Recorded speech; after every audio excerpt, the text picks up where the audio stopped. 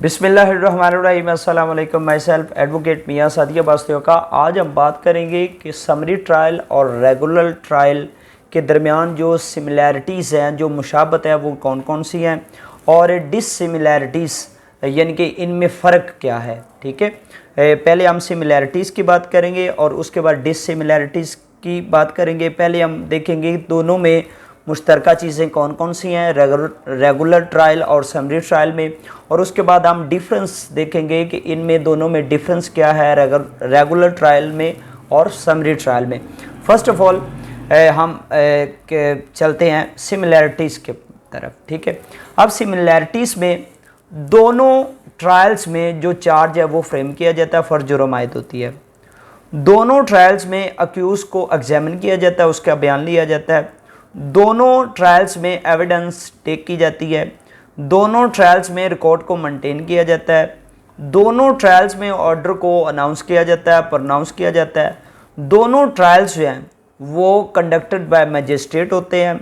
दोनों ट्रायल्स में जो फाइंडिंग्स हैं, जो रीज़न्स हैं, वो रिकॉर्ड की जाती हैं। ठीक है, जो वजूहात हैं उनका जिक्र किया जाता है।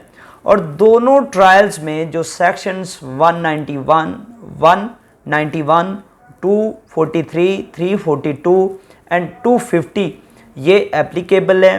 ठीक है, ये अप्लाई करेंगी सीआरपीसी की ये जो प्रोविजंस हैं 191, 243, 342 और 250 ये अप्लाई करेंगी। और दोनों ट्रायल्स में इलीगैलिटी जो है वो vitiate the whole trial but irregularity does not. अगर इलीगैलिटी है दोनों ट्रायल्स में तो वो सारे ट्रायल्स की जो प्रोसीडिंग है उसको ख़त्म कर सकती है।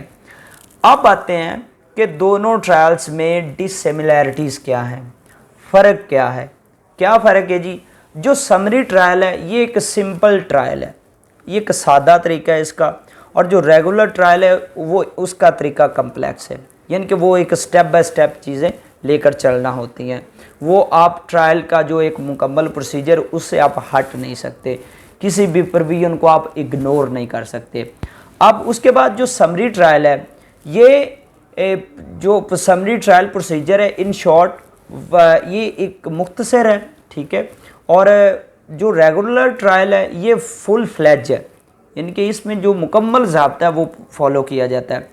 अब समरी ट्रायल जो है उसमें जो 263 सेक्शन 263 है, in which no appeal lies magistrate और bench of magistrate need not record the evidence के दो जिन समरी ट्रायल्स के ऐसे केसेस जिनमें अपील नहीं होती उनमें एविडेंस रिकॉर्ड करने की ज़रूरत नहीं है।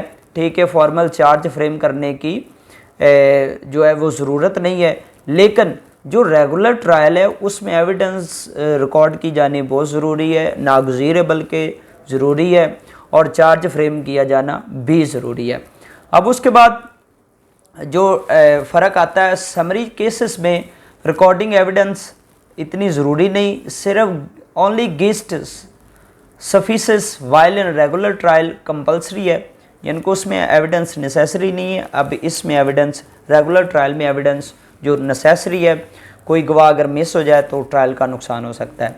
और समरी ट्रायल में जहाँ पर अपील लाइज करती है, ठीक है, तो वो उसको अपने ऑर्डर्स में उसको मेंशन करेंगी। ठीक है, और जो एपलेट या रिविजनल कोर्ट है वो देख सकती है, उसमें उसका एरर देख सकती है। और रेगुलर ट्रायल में तमाम एविडेंस को रिकॉर्ड किया जाता है और क्रॉस एग्जामिन की फुल अपॉर्चुनिटी मुलज़म को दी जाती है।